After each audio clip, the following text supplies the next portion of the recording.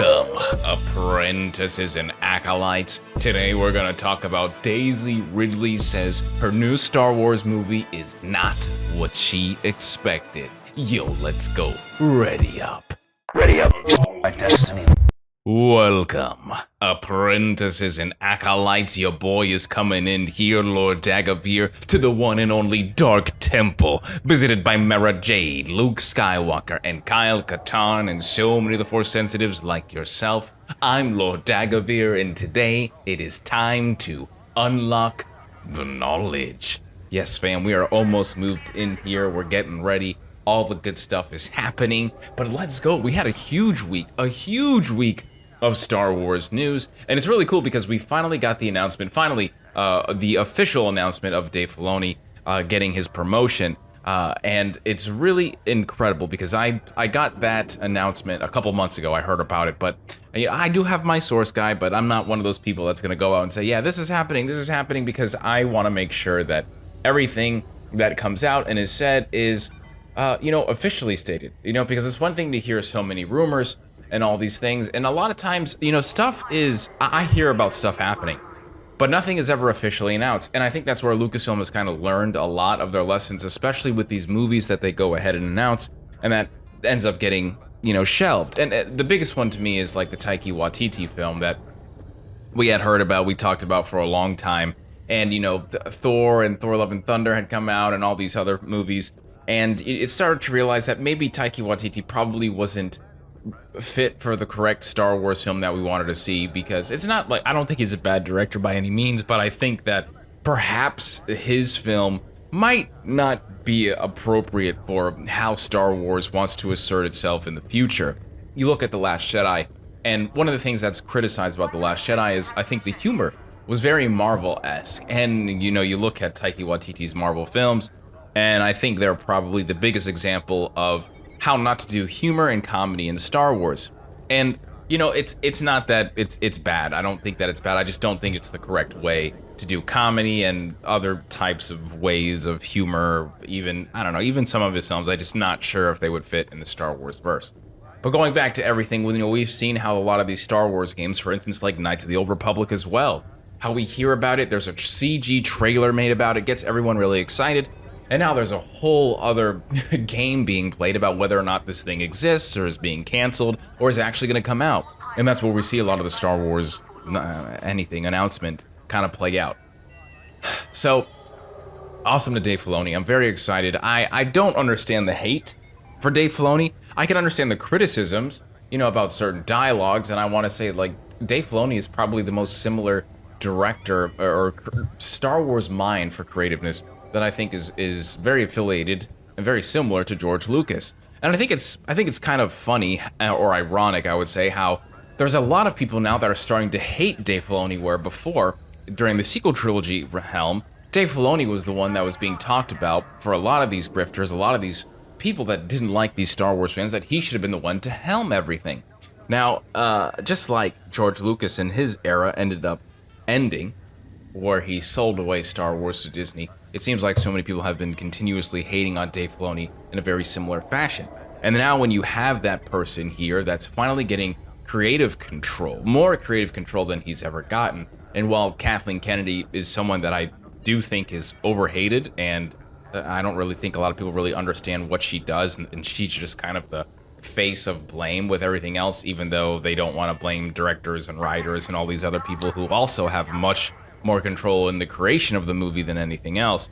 I think it's quite hilarious how now all of a sudden we're pointing fingers at Dave Filoni, and when it gets to a point there where you want Dave Filoni replaced down the line, who's going to make Star Wars? Who's going to make Star Wars stuff? Who is the right person to make Star Wars for you, the people that are hating this consistently, which I think is hilarious now that we're getting to the point where Dave Filoni is now in control of a lot of the stuff, going to be overseeing a lot of this stuff, not changing stuff per se, but it's just going to make sure that it fits Star Wars correctly in the right way, or at the very least, I think Jon Favreau had talked about it's not about shunning or taking down these ideas, it's about making it work in the Star Wars universe. That's what it's about. How can we make their dream, their vision come true? And that's what I think is the best part of it, is now you have Dave Filoni, someone like that, around there, making sure that we get exactly what we want and the interpretation of this director, of this writer, and transfer it, manifest it into Star Wars the way it needs to be. And I think Dave Filoni is perfect for that role, and I think he should have been on that role much before, honestly, much longer before he got this role. But in due time, film industry is the film industry, and a lot of times, even with the accolades that Dave Filoni has, well, you just kind of have to prove yourself continuously. And although he was helming animation in Star Wars for so long, there's just a lot of things that I feel like, the industry is very political, and you have to do certain things right, and you have to kind of like, I don't want to say like redeem, but you definitely have to make yourself more valuable, invaluable.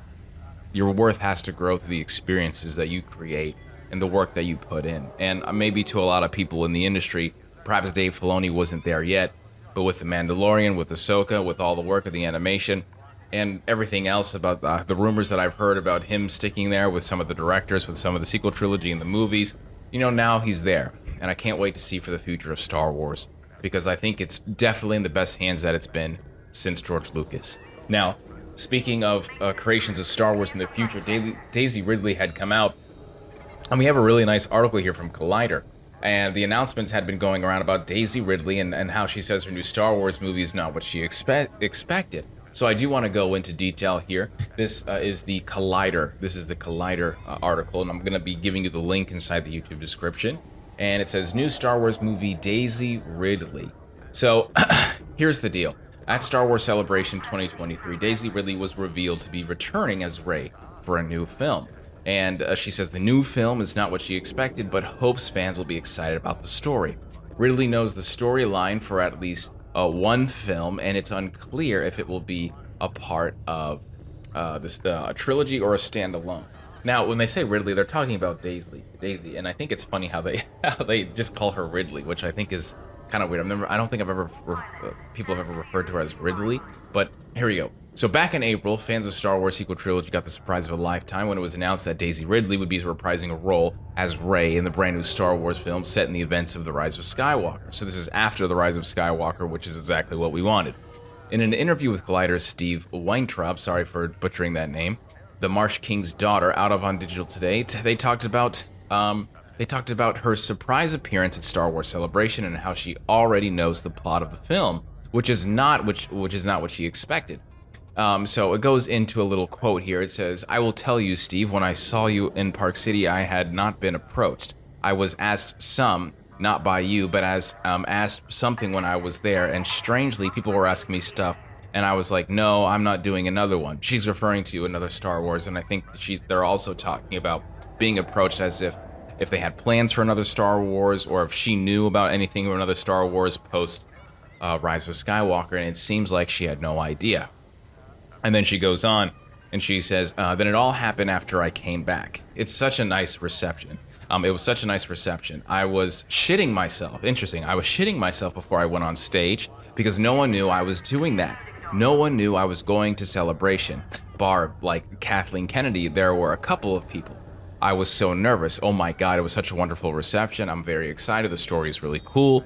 I'm waiting to read a script because obviously I don't have any other updates. It's not what I expected, but I'm very excited. So that's all she says from the main quote. And as we expected, it seems like only a few people understood that she was going to be there at Star Wars Celebration. And we did have a couple leaks prior to Star Wars Celebration that Daisy Ridley was meeting with Kathleen Kennedy. So we can assume that something was being talked about there. But although, we have a lot of these actors and they continuously say, oh, I'm not doing anything, I'm not expecting. I'm sure there are talks always in some form that, hey, make sure you keep our number. We might do something later on. I don't think there was an extent to The Rise of Skywalker, of course, because of the criticism and the reception of the sequel trilogy. But I think with Daisy and how young she is as an actress, and because of Rey, I think someone like her was probably on speed dial, just because, in my opinion, outside of all the other characters in the sequel trilogy, she is the most important character going forward with the story and the future of Star Wars films. So, the article continues, says, as excited as fans are to see her return, there is also the question of whether Daisy Ridley is returning for just one outing as Rey, or if the new film could herald Star Wars' return to its trilogy roots. So now the interviewer asked if she's going to be returning Far, Far Away, what the start of the new trilogy of films are, and whether she already knew about Rey's story would be. And this is what she has to say. I know the storyline for one film. That's not to say that's all it is, but that's what I was told about. And I imagine it will be in the next film, I think. I mean, again, I don't know post-strikes and everything, how quickly everything will start up again, but yes, so far, I know the story of one film, and I think people will be very excited. Interesting. So when she says, I know the story of one film, that makes it seem to me that there's multiple films. I don't know if it's a trilogy, I don't know if it's two, but she does have an idea of where the story is going, and she thinks people will be very excited. So that's a lot of stuff. You know, I'm not sure if we're talking about Ben Solo coming back and talking about her. I don't know if we're having like the ghost of Palpatine, you know, whatever, and Dark Rey kind of. I think that she's kind of like moved past that. I don't think we're gonna see someone like Ben Solo continuously. But the idea of her dropping that specifically, the way those words are, but yes, so far I know the story of one film, and I think people will be very excited. That is the most interesting part of this article so far. And I think that's how they should do it. I don't think it should just be one film. I think you should continuously be telling stories because that's how Star Wars works. You can always go forward in time. And I think they should do that, especially with someone like Daisy Ridley and Rey Skywalker. So that's really it. The rest of the article just goes on to promote her newest film, The March King's Daughter, which is available now, I believe. Yes, so that's what it seems like. And her latest movie, The March King's Daughter, based on the book. Yes, and okay, so, oh wait, no release date announced for the film. Hilarious. Even though I thought it seemed like they were promoting this. But that's it. I think that's all for the article. So that's pretty interesting. And I've looked a lot at Twitter. I've looked at a lot at YouTube, and of course, the main people that usually hate on the films and Rey and Sequel Trilogy, they're not really enjoying it. But I think that Rey is probably the most important character going forward, because she's the legacy. And whether people want to see that or not, whether they accept that or not, Luke Skywalker is basically her stories are attached to her. Ben Solo, everything, and you kind of have to think, as the next director of the film, the next writer, whatever it is, how do you bring all that together? Or you just completely forget about it and go forward? And I kind of feel like there isn't much to do outside of one choice, and that one choice is to just make more original stories. Because I think that if you continue to go into the past, dip deep into the past of the original trilogy, the prequel trilogy of Star Wars, well then I think it's very easily for you to have a repeat of the sequel trilogy. And what I mean by that is just, the missed opportunity. And I think it's time to separate yourself from the sequel trilogy and just go forward into something new. And I think that's probably the best advantage that you have creating a new story for Rey. All that story, she's detached now from everything else and that story had.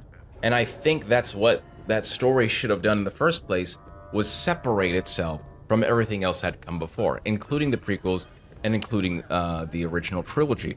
Just because of characters like Anakin Skywalker, Darth Vader, Obi-Wan Kenobi, Yoda, there's so much, we have the expanded universe, we have Heir to the Empire in Legends continuity, correct? And that's what so many people had been longing for the story to be told. And no matter what Disney was going to do, even if they came out swinging, which they did with The Force Awakens, and I thought that film was amazing. I think that film was probably the best of the sequel trilogy. It doesn't matter what was going to happen, because it still, to a lot of people, already wasn't going to be as good enough as Heir to the Empire and Return of the Jedi and just the entire original trilogy. Because everybody already had made up their minds to that. You're not going to be able to beat nostalgia. Nostalgia has the clasp on you, right? It has the shackles of the love and the memories and the experiences that you've had for so long with 20 plus years of no Star Wars content. That's just the way it was going to be.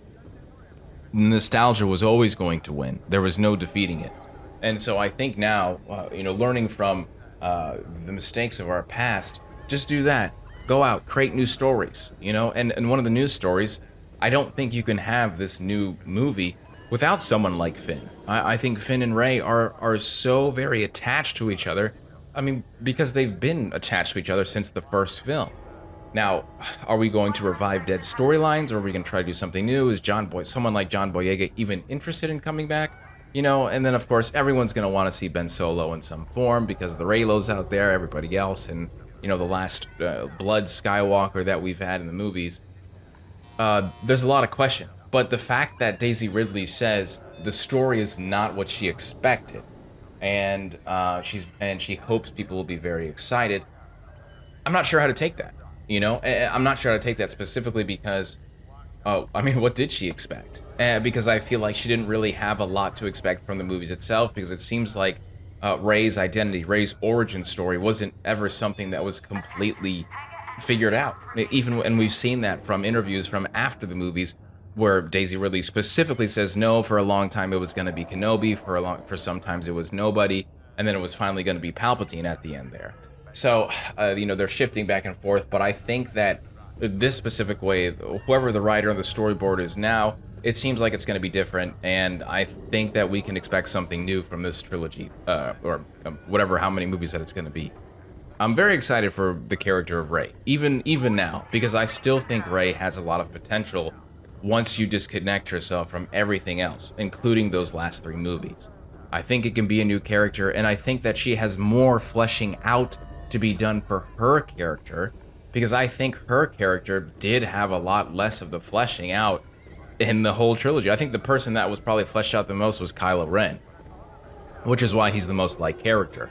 And then outside of that, it's probably Rey, but Rey's storytelling, I think, is there with an asterisk because there was so much other stuff happening in the sequel trilogy, like the story of Luke Skywalker in The Last Jedi, Han Solo's story, you know, and Rey's story in The Force Awakens, and then of course Leia's story overlapping between The Last Jedi and The Rise of Skywalker, and then Palpatine's in The Rise of Skywalker, and you know, and then Luke's in The Rise of Skywalker, and then Ben Solo's in The Rise. You know, there's a lot of stuff going on in that sequel trilogy, so I just felt like there really wasn't a main character throughout the entire stories, and then even Finn has his day in a little bit of The Force Awakens and then somewhat in The Rise of Skywalker, and he's pretty much non-existent in The Last Jedi. So a lot to go on, and yeah, I can't wait to see what happens, but I still am very excited for this. I always love to see where the story's going. Is it going to be a new Jedi Order? Is it going to be the dawn of the Jedi, the new Jedi Order, or whatever they're going to call themselves after? But most importantly, Rey Skywalker and her journey going forward is something I'm very interested in, just because I feel like we didn't get any of that in the sequel trilogy. And I may be in the minority here, but I just feel like there wasn't a true definitive story about these characters.